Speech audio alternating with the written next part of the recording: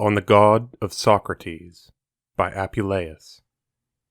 Read by Dan Attrell. Plato has made a triple division of all nature, and especially of that part of it which comprises animated beings. And he is of the opinion that there are gods of the highest, the middle, and the lowest station. Understand, however, that this division is based not only upon local separation, but also upon comparative dignity of nature, which is itself distinguished not in one or two, but in many modes.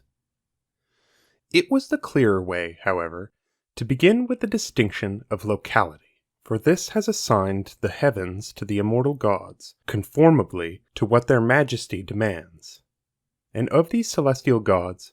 some we form a notion of by sight, while others we endeavor to comprehend by the intellect. You refulgent ministers of light, who through the heavens conduct the gliding year. We do not, however, perceive by the eyes those principal gods only, the sun, the maker of the day, the moon, the rival of the sun, and the glory of the night, whether she is horned or divided, whether gibbous or full, exhibiting a varying brightness in her light,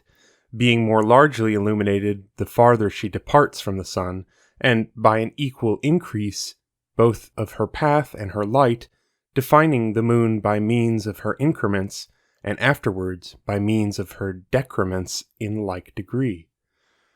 Whether it is, as the Chaldeans think, that she possesses a proper or permanent light of her own, and is on one side gifted with light, but destitute of brightness on the other, and so changes her appearance by manifold revolutions of her various colored face, or whether it is that being wholly void of brightness of her own, and standing in need of a foreign light, with an opaque body, or with a body polished like a mirror, she receives either obliquely or directly the rays of the sun, and to use the words of Lucretius, Book 4, throws from her orb a spurious light. Whichever of these opinions is true, for that I shall afterward consider, there is not any Greek or any barbarian who will not easily conclude that the sun and moon are gods, and not these only, as I have observed, but also the 5 stars which are commonly styled erratic, or planets, by the unlearned, though, in their undeviating certain and established course, they perform by their divine changes movements most orderly and eternal, movements which are indeed various in appearance, but which are made with a celerity that is always equable, and represents with wonderful alternation at one time progressions, and at another retrogressions, according to the position, ellipticity, and inclination of their orbits, with which he is well acquainted who understands the risings and settings of the stars. You who are of the same opinion with Plato must also rank in the same number of visible gods those other stars,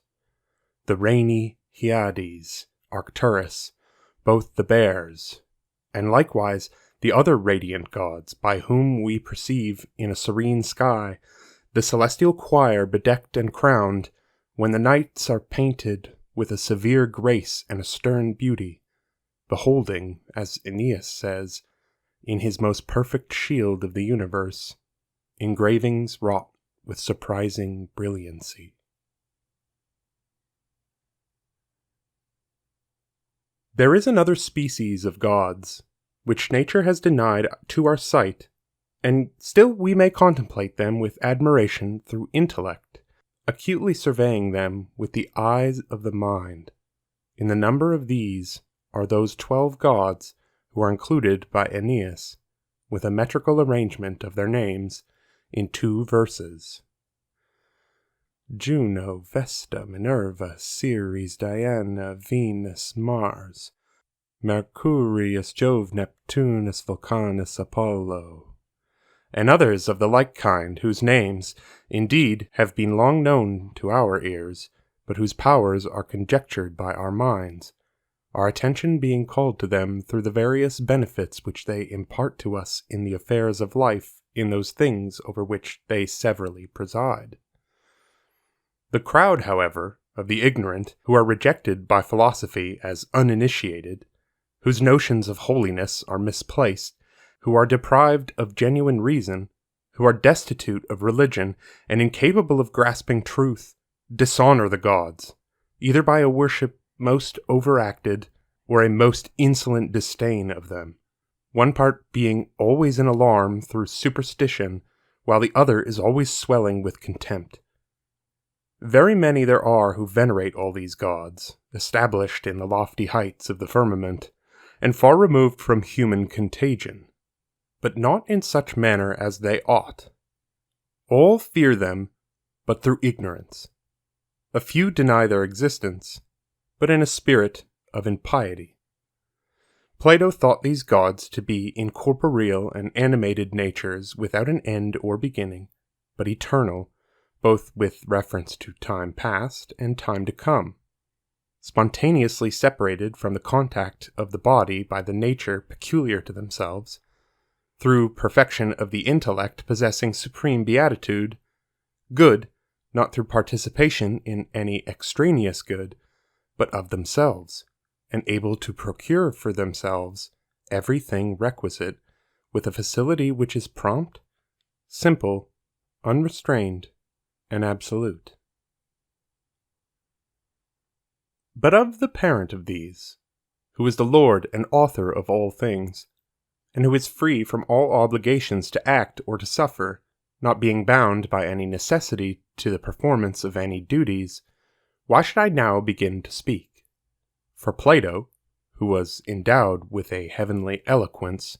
discoursing in language worthy of the immortal gods, frequently proclaims on that account of the incredible and ineffable transcendency of his majesty, he cannot possibly be even in the slightest degree comprehended, under any definition, through the poverty of human language, and that the intellectual apprehension of this god can hardly flash upon wise men when they have separated themselves from body as much as possible through the vigor of the intellect, and that sometimes this knowledge does blaze forth with a most instantaneous flash, like a dazzling light amid the most profound darkness. I will therefore omit the discussion of this theme, for which all words adequate to the amplitude of the subject are not only wanting to me, but could not even be found by my master Plato. Hence I shall at once sound a retreat, as to things which very far surpass my humble powers, and at length bring down my discourse from heaven to earth, in which we men are the principal animated things, though most of us, through the neglect of training, are so depraved, and are so imbued with all errors and the most atrocious crimes, and have become so utterly ferocious, through having nearly quite abandoned the mildness of our nature, that it may seem there is not an animal on earth more vile than man. But at present, our object is not to discuss feelings, but to treat of the natural distribution of things. Men, therefore, dwell on the earth, possessing the gift of speech, having immortal souls, but mortal members, with frivolous and anxious minds, with bodies brutish and infirm, of dissimilar manners, but with similar efforts, of presumptuous audacity, long-lived hope, laboring in vain, with variable fortunes, severally mortal, but taken altogether in their whole species, eternal, quitting the scene in regular succession, and leaving offspring to supply their place, fleeting in their time, tardy at gaining wisdom, speedy in meeting with death, and dissatisfied in life. You have, then, in the meantime, two kinds of animated beings. Gods, entirely differing from men in the sublimity of their abode, in the eternity of their existence, in the perfection of their nature, and having no proximate communication with them, since those that are supreme are separated from the lowest habitations by such a vast interval of distance, and life is there eternal and never failing, but here decaying and interrupted. And the natures are there sublimated to beatitude, while those below are depressed to wretchedness. What then? Has nature connected itself by no bound, but allowed itself to be separated into the divine and human parts, and to be thus split and crippled, as it were? For, as the same Plato remarks, no god mingles with men. This is the principal mark of their sublime nature, that they are not contaminated by any contact with us. One part of them only is to be seen by us with our blunted vision, as the stars, about whose magnitude and color men are still in doubt, while the rest are only known to our understandings, and that by no prompt perception. This, however, ought by no means to be wondered at with reference to the immortal gods, since even among men who are raised to opulence by the favor of fortune, and are elevated to the tottering throne of the unsteady tribunal of a kingdom, access is rare, all beholders being kept at a distance, and they enjoy their dignity in retirement. Familiarity breeds contempt, but privacy gains admiration. What then shall I do, some person may object, after this very celestial but almost inhuman decision of yours? If so it is that men are entirely removed from the immortal gods, and are so exiled in these Tartarian realms of earth that all communication whatever with the heavenly gods is denied to them, and not one of the celestials occasionally visits them, as a shepherd visits his flocks of sheep, a groom his horses, or a herdsman his lowing cattle, in order that he may curb the more vicious, heal the diseased, and assist those which are in want? You say no god interferes in human affairs? To whom, then, shall I address my prayers? To whom shall I make my vows? To whom shall I immolate victims? Whom shall I invoke throughout my whole life as the helper of the unfortunate, the favorer of the good, and the adversary of the wicked? And whom, a thing for which necessity most frequently occurs, shall I adduce as a witness to my oath? Am I to say, like Virgil's Ascanius, "Now by this head I swear, by which before my father used to swear"? Why, no doubt Iulus, your father, might use this oath among Trojans, who were allied to him by birth, and also perhaps among Greeks, who were known to him in battle, but among the Rutuli, who were but recently known by you, if no one believed in this head, what god would you have to be surety for you? Would you have your right hand and your dart, like the ferocious Menzentius? For these only, by which he defended himself, did he adjure, "For me my right hand and the missile dart, which now well poised I hurl, are each a god." Away, I beseech you, with such sanguinary gods. A right hand weary with slaughter, and a dart rusted with gore, neither of these is fit object for you to adjure, nor that you should swear by them, for this is an honor that is peculiar in the highest of gods. For a solemn oath, as Aeneas says, is also called Jovis Jurandum. What, then, is your opinion? Am I to swear by Jupiter, in the shape of a stone, after the most ancient custom of the Romans? Why, if the opinion of Plato is true, that God never mingles with men, a stone will hear me more easily than Jupiter. Such is not the fact, for Plato shall answer for his opinion in my words. I do not affirm, says he, that the gods are so far separated and alienated from us that not even our prayers can reach them, for I have not removed them from attention to the affairs of mankind, but only from contact with them. Besides, there are certain divine powers of a middle nature, situated in this interval of the air, between the highest ether and the earth below, through whom our aspirations and our deserts are conveyed to the gods. These the Greeks call by name daimons, and being placed as messengers between the inhabitants of the earth and those of heaven, they carry from the one to the other prayers and bounties, supplications and assistance, being a kind of interpreter and message carrier for both.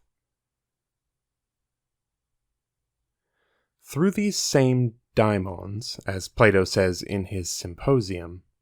all revelations, the various miracles of magicians, and all kinds of presages are carried on, for specially appointed individuals of this number administer everything according to the province assigned to each, either by framing dreams, or causing ominous fissures in entrails, or governing the flights of some birds, or instructing others in song, or inspiring prophets, or by launching thunders, or causing the lightning to flash in the clouds, or other things to take place by means of which we can obtain knowledge of future events. And we have reason to believe that all these particulars are by the will, the power, and the authority of the celestial gods, but through the obedience, aid, and services of daimons. For it was through the employment, the services, and the care of these that dreams forewarned Hannibal of the loss of one of his eyes,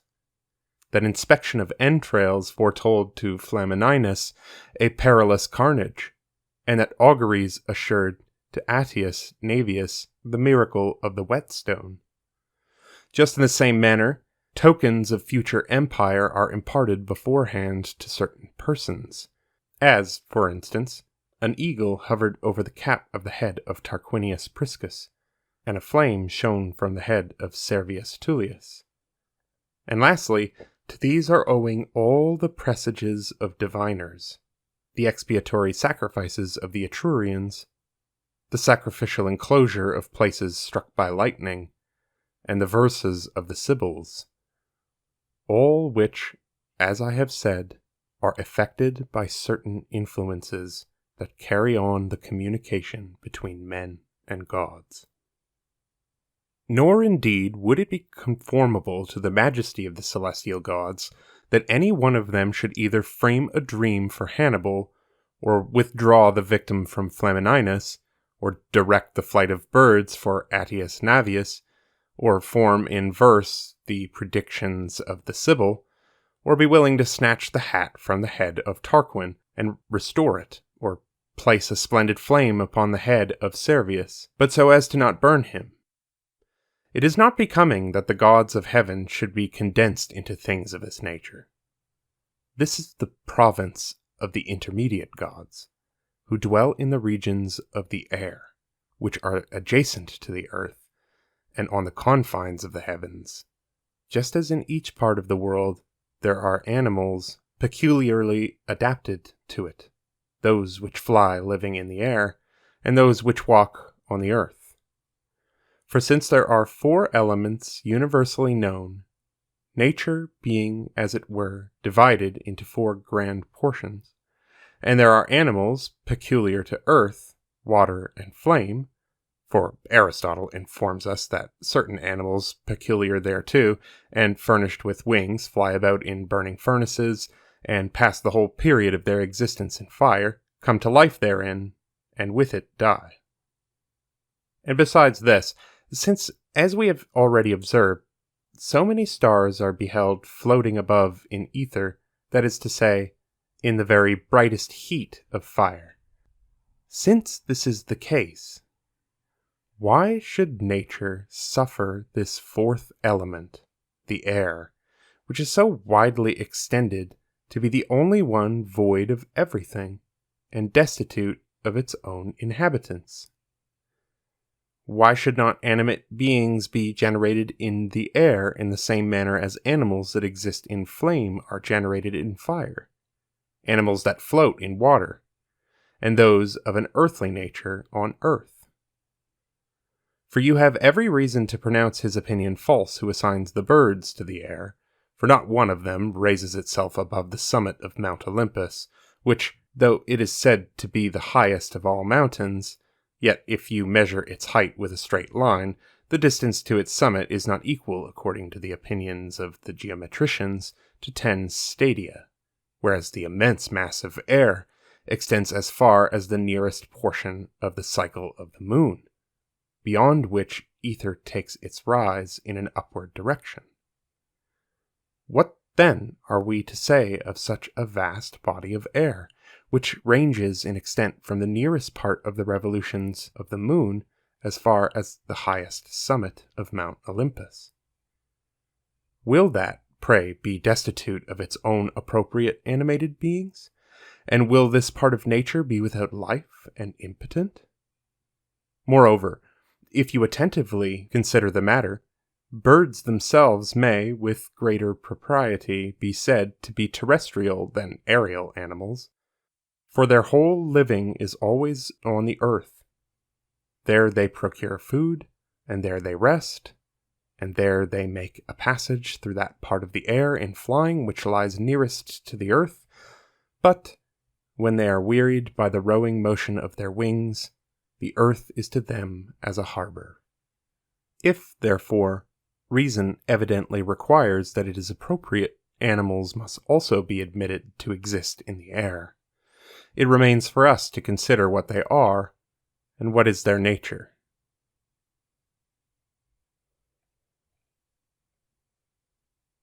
They are then by no means animals of an earthly nature, for such have downward tendency through their gravity. But neither are they of a fiery nature, lest they should be carried aloft by their heat. A certain middle nature, therefore, must be conceived by us, in conformity to the middle position of their locality, that so the nature of the inhabitants may be comfortable to the nature of the region. Well then, let us form in our mind, and generate in our ideas, bodies so constituted as neither to be so sluggish as terrestrial, nor so light as ethereal, but in a certain measure distinct from both, or else composed of a mixture of both, either removed from or modified by a participation of both. They will, however, be more easily conceived if admitted to be a mixture of both, than if they are assumed to be mingled with neither. The bodies of these daimons, therefore, must have some little weight, in order that they may not be carried aloft, and that they may also have some lightness, in order that they may not be precipitated to the realms below. However, that I may not appear to you to be devising things that are incredible, after the manner of the poets, I will just give you an example of this equipoised middle nature. We see the clouds unite in a way not much different from this tenuity of body.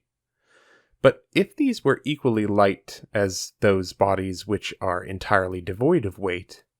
they would never cap the height of a lofty mountain, with, as it were, certain wreathed chains depressed beneath its ridges, as we frequently perceive they do. On the other hand, if they were naturally so dense and so ponderous that no union with a more active levity could elevate them, they would certainly strike against the earth of their own tendency, just like a mass of lead and stone. As it is, however, being pendulous and movable, they are guided in this and that direction by the winds amid the sea of air, in the same manner as ships, shifting sometimes in proximity and remoteness, for if they are teeming with the moisture of water, they are depressed downward as though for the purpose of bringing forth. And on this account it is that clouds that are more moist descend lower, in dusky masses, and with a lower motion, while those that are serene ascend higher, and are impelled like fleeces of wool, in white masses, and with a more rapid flight. Have you not heard how Lucretius most eloquently expressed himself concerning thunder in his 6th book? The azure heavens with dreadful thunders shake, because the ethereal clouds, ascending high, dash on each other, driven by adverse winds.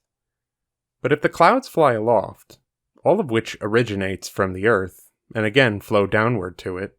pray what should you conclude as to the body of daemons, which are so much more attenuated in their composition? For they are not heaped up from feculent vapors and dense mists, as is the nature of clouds, but they are formed of the most pure liquid and serene element of air, and on this account they are not visible on every occasion to the human eye, but only when, by divine command, they allow themselves to be seen. For in them no earthly density occupies the place of light, so as to encounter our perception, and necessarily to arrest our visual ray by that solidity. But the lineaments of the bodies which they have are rare, shining, and attenuated, to such a degree that they allow all the rays of our vision to pass through them in consequence of their rarity, refract them by their brightness, and baffle them by their subtlety. Hence that description of Minerva in Homer presenting herself in the midst of the assembly of the Greeks for the purpose of checking the wrath of Achilles. If you will wait a moment, I will give you the Greek line in Latin, and here it is on the spur of the moment. Minerva then, as I said, by the command of Juno came, in order to moderate the wrath of Achilles, seen by him only, by the rest unseen. Hence also Virgil's Ianturna, when in the midst of many thousands of men, for the purpose of aiding her brother, with soldiers mingled, though by none perceived, fully accomplished that which the captain Plautus boasted of having effected by his shield, which dazzled by its light the vision of his foes. And not to discuss prolixly the rest of the instances, the poets from this multitude of daimons are accustomed in a way by no means remote from the truth to feign the gods to be haters and lovers of certain men,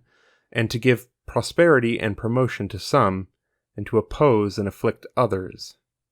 Hence they are influenced by pity, moved by indignation, racked with vexation, elated with joy, and are subject to all the affections of the human mind, and are agitated by all the fluctuations of human thought, with similar commotions of the spirit and agitations of the feelings. All which storms and tempests are far and alien from the tranquil state of the celestial gods. For all the celestials always enjoy the same state of mind, with an eternal equanimity, which in them is never driven from its own fixed state either in the direction of pleasure or of pain, nor is it moved by any other thing than their own impulse, because nothing is more perfect than deity. And furthermore, how can he appear to have been perfect who moves from a former condition of being to another condition which is better? And this is the more especially, as no one spontaneously embraces anything new unless he is tired of what he had before, for a new mode of proceeding cannot be adopted without disapproving the preceding modes. Hence it follows that a god ought not to be employed in any temporal functions either, or beneficence or love, and therefore is neither to be influenced by indignation nor by pity, nor to be disquieted by any anxiety, nor elated by any hilarity, but he is free from all the passions of the mind, so as never either to grieve or to rejoice, nor on sudden impulse to will or unwill. But all these and other qualities of the like kind properly accord with the middle nature of daimons, for they are intermediate between us and the gods, both in the place of their habitation and in their nature, having immortality in common with the gods of heaven, and passions in common with subordinate beings. For they are capable, just as we are, of being affected by all that soothes as well as all that moves the mind, so as to be stimulated by anger, influenced by pity, allured by gifts, appeased by prayers, exasperated by affronts, soothed by honors, and swayed by all other circumstances, just in the same way that we are. For, to embrace the nature of them in a definition, daimons are as to genus animated beings, as to mind rational, as to feelings passive, as to body aerial, as to duration eternal. Of these 5 characteristics which I have mentioned, the first 3 are the same as those which we possess. The 4th is peculiar to themselves, and the last they possess in common with the immortal gods, from whom they differ in being subject to passion. Hence, according to my idea, I have not absurdly called daimons passive, because they are subjects to the same perturbations as we are. And on this account, it is that we may place some confidence in the different observances of religions and the various propitiatory offerings made in sacred rites. There are likewise some among the number of gods who rejoice in victims, or ceremonies, or observances, nocturnal or diurnal, public or performed in secret, replete with the greatest joy, or marked with extreme sadness. Thus, the Egyptian deities are almost all of them delighted with lamentations, the Grecian in general with dances, and those of the barbarians with the sound produced by cymbals, tambourines, and pipes. So, in the like manner, other points relating to sacred rites present considerable diversities according to different regions, as, for instance, the crowds that swell the sacred processions, the mysteries, the duties performed by the priests, and the observances performed by the devotees, and then, again, the images of the gods and their insignia, the rites performed in, and the situations of their temples, and the variety of blood and color in their victims. All these particulars are related and set forth in the accustomed form peculiar to the usage of each place, so much so that we have frequently ascertained by means of dreams, oracles, and prophecies especially, that the divinities have been indignant if anything in their sacred rites has been neglected through slothfulness or contumacy, of which circumstances I have an abundance of examples. They are, however, so universally mentioned and so generally known that no one could attempt to recount them without omitting a great number more than he mentioned. On this account, I shall desist from the present from expending words upon these particulars, which, if they have not obtained assured credit with all men, still, at least, are universally within the knowledge of all. It will be more advisable, therefore, to discuss this point in the Latin tongue, that there are kinds of daemons enumerated by the philosophers, in order that you may more clearly and more fully come to an understanding on the presage of Socrates and his familiar daimon. Now, according to a certain signification, the human soul, even when it is still situated in the body, is called a daimon. O say, Euryalus, do gods inspire in minds this ardor, or does fierce desire rule as a god in its possessor's breast? If, then, this is the case, a longing of the soul that is of good tendency is a good daimon. Hence, it is that some think, as we've already observed, that the blessed are called eudaimones, the daimon of whom is good, that is, whose mind is perfect in virtue. You may call this daimon in our language, according to my mode of interpretation, by the name of genius, Whether quite correctly I am not altogether sure, but at all events, at any risk, you may so call it, because this god, who is the mind of everyone, though immortal, is nevertheless, after a certain manner, generated with man, so that those prayers in which we employ the genius, and which we employ when we embrace the knees of those whom we supplicate, seem to me to testify this connection and union, since they comprehend in two words the body and the mind through the communion and conjunction of which we exist. There is also another species of daimons, according to a second signification, and this is the human soul after it has performed its duties in the present life and quitted the body. I find that this is called in the ancient Latin language by the name of lemur. Now, of these lemures, the one who, undertaking the guardianship of his posterity, dwells in a house with propitious and tranquil influence is called the familiar lar.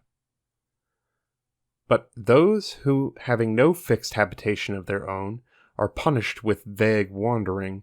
as with a kind of exile on account of the evil deeds of their life, are usually called larvae, thus becoming a vain terror to the good, but a source of punishment to the bad. But when it is uncertain what is the allotted condition of any one of these, and whether it is a lar or a larva, it is called a god manes, the name of God being added for the sake of honor. For those only are called gods, who being of the number of the lemures, having regulated the course of their life justly and prudently, have afterwards been celebrated by men as divinities, and are universally worshipped with temples and religious rites, such, for instance, as Amphiaraus in Boeotia, Mopsus in Africa, Osiris in Egypt, and others in other nations, but Asclepius everywhere. All this distribution, however, has been made of those daimons who once existed in a human body. But there is another species of daimons, more exalted and august, not fewer in number, but far superior in dignity, who, being forever liberated from the bonds and conjunctions of the body, preside over certain powers. In the number of these are sleep and love, who possess powers of a different nature, love of exciting to wakefulness, sleep of lulling to rest. From this more elevated orders of daimons, Plato is of the opinion that a peculiar daimon is allotted to every man, to be a witness and a guardian of his conduct in life, who, without being visible to anyone, is always present, and is an overseer, not only of his actions, but even of his thoughts. But when his life is finished, and the soul has returned to its judges, then the daimon who has presided over it immediately seizes and leads it as his charge to judgment, and is there present with it while it pleads its cause, and censures it if it is guilty of any untruthfulness, corroborates what it says, if it asserts what is true, and conformably to its testimony, sentence is passed. All you, therefore, who hear this divine opinion of Plato, as explained by me, so adapt your minds to whatever you may have to do, or whatever may be the subject of your meditation, as men who know that there is nothing concealed from those guardians either within the mind or external to it, but that the daimon scrupulously takes part in all of these matters, sees all things, understands all things, and dwells in the most profound recesses of the mind, in the place of conscience. He of whom I speak is entirely our guardian, our individual keeper, our watcher at home, our own proper regulator, a searcher in our inmost fibers, our constant observer, our inseparable witness, a reprover of our evil actions, an approver of our good ones. If he is becomingly attended to, sedulously examined and devoutly worshipped, in the way in which he was worshipped by Socrates in justice and in innocence, he is our forewarner in uncertainty, our monitor in matters of doubt, our defender in danger, and our assistant in need. He is able also by dreams and by tokens, and perhaps even openly, when necessity demands it, to avert you from evil, to increase your blessings, to aid you when depressed, to support you when falling, to lighten your darkness, to regulate your prosperity, and to modify your adversity. What wonder, then, if Socrates, who was a man perfect in the highest degree, and wise even by the testimony of Apollo, should know and venerate this his god, and that hence this lar, this keeper, and nearly, as I may say, his co-mate and his domestic associate, should repel from him everything which ought to be repelled, foresee all what ought to be foreseen, and forewarn him of all he ought to be forewarned of, if at any time, the functions of wisdom falling short, he stood in need not of counsel, but foreknowledge, in order that when he was vacillating through doubt, he might take a firm stand through being forewarned. For there are many things respecting which even wise men have recourse to diviners and oracles. Do you not very clearly perceive in Homer, as in a kind of large mirror, those two properties of divination and wisdom separated widely from each other? For when those two pillars of the whole expedition disagreed, Agamemnon, potent in sway, and Achilles, powerful in battle, and a man famed for his eloquence and renowned for his skill, was wanting, who might allay the pride of the son of Atreus, and curb the anger of the son of Peleus, command the attention of both by the weight of his character, admonish them by examples, and soothe them by his words. Who then on such an occasion undertook to speak? Why, Nestor, the Pelian orator, who was so bland in his eloquence, wary through experience, and venerable for his age, who was known by all to have a body weakened by years, but a mind vigorous in counsel, and words flowing with honeyed sweetness. In like manner, when in dubious and adverse circumstances spies are to be chosen to penetrate into the camp of the enemy at midnight, are not Ulysses and Diomedes selected for that purpose, as counsel and aid, mind and hand, spirit and sword? But on the other hand, when the Greeks are detained in Aulis, kept back by the winds, and through weariness are shrinking from the difficulties of the war,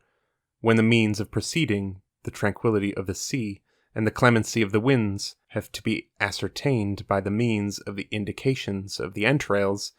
the courses taken by birds, and the food devoured by serpents, then were those two supreme summits of the Grecian wisdom, the Ithacan and the Pelian, both of them silent.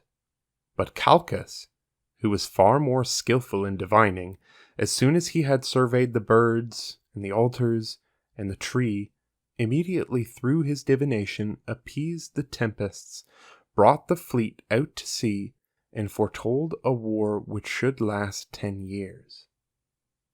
Just so in the Trojan army also, when affairs required the aid of divination, that wise Senate is silent, nor does either Hecataeon, Lampus, or Clitius presume to give any opinion, but all of them listen in silence, either to the distasteful auguries of Helenus, or to the discredited predictions of Cassandra. After the same manner, Socrates too, if at any time advice not within the province of wisdom was requisite, was then governed by the prophetic power of his daimon, and he was sedulously attentive to his admonitions, and on that account was acceptable in a far higher degree to his God. The reason also has been in some measure already stated why the daimon of Socrates was generally in the habit of forbidding him to do certain things, but never exhorted him to the performance of any act. For Socrates, being of himself a man exceedingly perfect, and prompt to the performance of all requisite duties, never stood in need of anyone to exhort him, though sometimes he required one to forbid him if danger happened to lurk in any of his undertakings, in order that, being admonished, he might use due precaution and desist for the present from his attempt either to resume it more safely at a future period, or enter upon it in some other way. On occasions of this kind, he used to say, quote, that he heard a certain voice which proceeded from the divinity. End quote. For so it is asserted by Plato, and let no one suppose that he was in the habit of deriving omens from the ordinary conversation of men. Once, for example, when he was with Phaedrus, beyond the precincts of the city, under the covering of a shady tree, and at a distance from all overlookers, he perceived a sign which announced to him that he must not pass over the small stream of the river Ulysses until he had appeased Love, who was indignant at his censure of him, by a recantation. And then, besides, if he had been an observer of omens, he would sometimes have received positive encouragement from them, as we see frequently the case with many of those who, through a too superstitious observance of omens, are not directed by their own minds, but by the words of others, and who, creeping about the lanes, gather counsel from the remarks of strangers, and, if I may use the expression, do not think with the understanding, but with the ears. "I thought just now I heard the captain's voice," said the eunuch of Terence. But he who says that he heard a certain voice is either ignorant whence that voice originated, or is in some doubt concerning it, or shows that it had something unusual and mysterious about it, as Socrates did of that voice, which he said was transmitted to him opportunely and from a divine source. And indeed, I think that he used to perceive indications of his daimon not only with his ears, but even with his eyes. For he very frequently declared that not a voice, but a divine sign had been presented to him. This sign, too, might have been the form of his daimon, which Socrates alone beheld, just as in Homer, Achilles beheld Minerva. I suppose that most of you will with difficulty believe what I have just said, and will greatly wonder what was the form of the daimon Socrates was in the habit of seeing.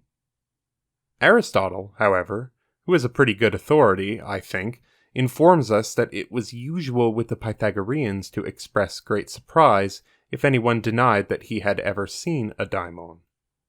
If, therefore, the power of beholding a divine form may be possessed by anyone,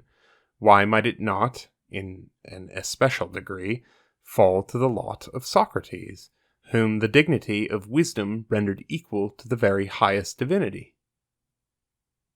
For nothing is more similar and more acceptable to deity than a man intellectually good in a perfect degree, for he as much excels other men as he himself is surpassed by the immortal gods. Do we not, then, ourselves feel elevated by the example and mention of Socrates? And ought we not to devote ourselves to the felicitous study of a like philosophy, and stand in awe of like divinities? A study from which we allow ourselves to be drawn away, for what reason I know not. And nothing is there which excites in me so much surprise as that all men should desire to live most happily, and should know that they cannot live in any other way than by cultivating the mind, and yet leave their minds uncultivated. Just so, if anyone wishes to see clearly, it is requisite that he should pay attention to his eyes by which he sees. If he desires to run swiftly, attention must be paid to the feet by which he runs, and so too, if you wish to be a stout pugilist, your arms must be strengthened with which you engage in that exercise. So it is with all the other members. The care of each must be made your study. And as all men may easily see that this is true, I cannot sufficiently account to myself, and wonder to the extent that the thing deserves, why they do not, with the aid of reason, cultivate their minds. For this art of living is equally necessary for all, whereas the same is not the case with the art of painting, nor the art of singing, which any worthy man may despise, without any censure upon his understanding, without baseness and without disgrace. I know not how to play on the flute like Ismenias, but still I feel no shame that I am not a player on the flute. I know not how to paint in colors, like Apuleius, nor to carve like Lysippus. Still, I am not ashamed that I am not an artist, and the same as to any other arts. Not to recount them all individually, you are all at liberty to be ignorant of them, and yet not to feel ashamed. But, on the other hand, be good enough to say, I know not how to live aright as Socrates, as Plato, and as Pythagoras lived, and I feel no shame that I know not how to live aright. This you will never dare to say. It is, however, especially to be wondered at that people should still neglect to learn those things of which they by no means wish to appear ignorant, and shun at one and the same moment both acquaintance with and ignorance of the same art. Hence, if you examine their daily outlay, you'll find that they are prodigally profuse in their ordinary expenditure, but bestow nothing on themselves. I mean, on proper attention to their daimon, which proper attention is nothing else than the secret obligations of philosophy. They build sumptuous villas, no doubt, richly decorate their houses, and collect a numerous household, but in all these, and amidst such vast affluence, there's nothing to be ashamed of but the master himself, and with good reason, for they have an accumulation of things which they have collected with exquisite care, while they themselves wander among them, rude, uncultivated, and ignorant. Accordingly, you will find the things on which they have lavished their patrimony to be most pleasing to the view and most exquisitely built. Villas raised that rival cities, houses decorated like temples, most numerous retinues of servants with carefully curled locks, costly furniture, and everything beckoning affluence, everything bespeaking opulence, everything bearing marks of refinement, except the master himself, who alone, just like Tantalus, needy, poor, and in want of the midst of his riches, though he does not snatch at retreating fruit, nor endeavor to quench his thirst with shifting waters, still hungers and thirsts for want of true beatitude, that is to say, a genuine life, and a happy, discreet existence. For he does not perceive that 'tis usual to look upon rich men in the same way that we do horses when we buy them. For in purchasing horses, we do not look to the trappings, nor the decorations of the belt, nor do we contemplate the riches of the neck with all of its adornments, and examine whether the chains of various patterns and made of silver and gold or gems are hanging from it, whether elaborate baubles surround the head or neck, whether the bits are embossed, the saddle painted, and the girths gilt. But all this outside show being removed, we survey the bare horse itself and direct our attention only to his body and his temper in order to ascertain whether he is of handsome form, vigorous for the race, and strong for purposes of carriage. In the first place, we consider whether there is in his body, to quote Virgil, a head that's slender, and a belly small, a back obese, and an animated breast, in brawny flesh luxuriant. And besides, whether a twofold spine passes along his loins, for I would have him not only to carry me swiftly, but to afford me an easy seat. In a similar manner, therefore, in examining men,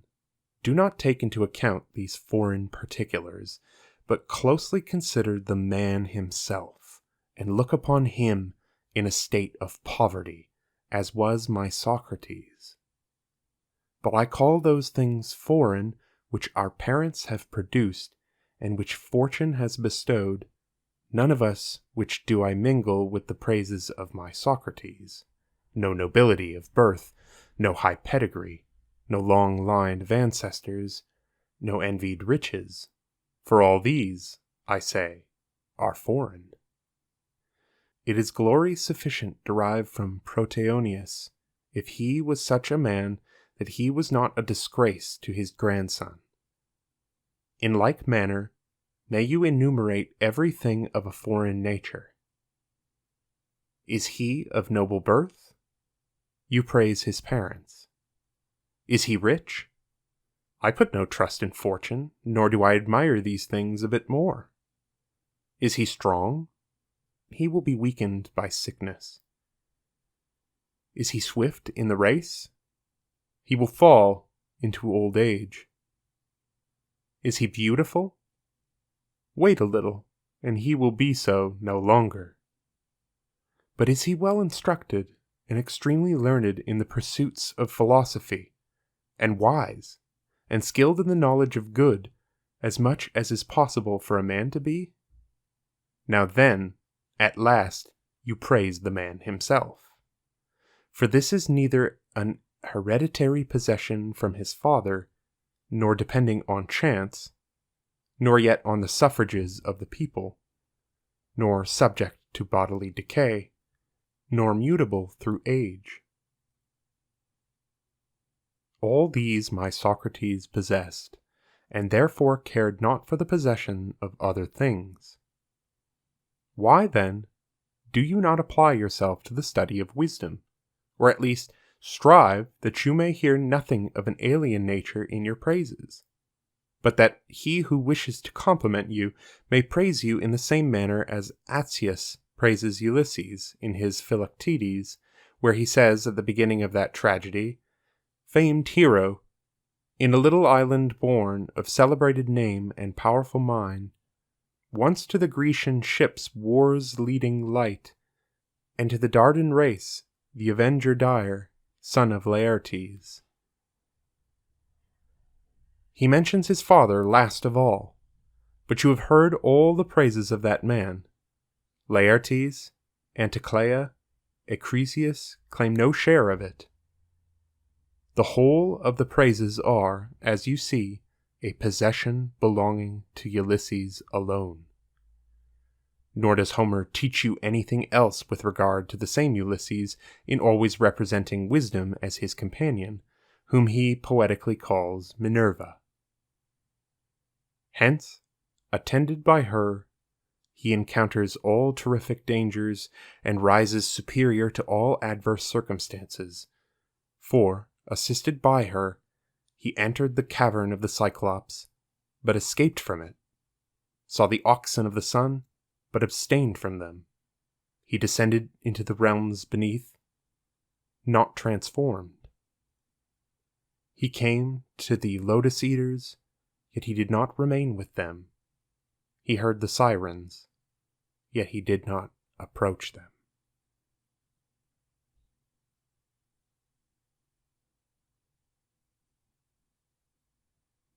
Thus ends On the God of Socrates by Apuleius. Read by Dan Atrell.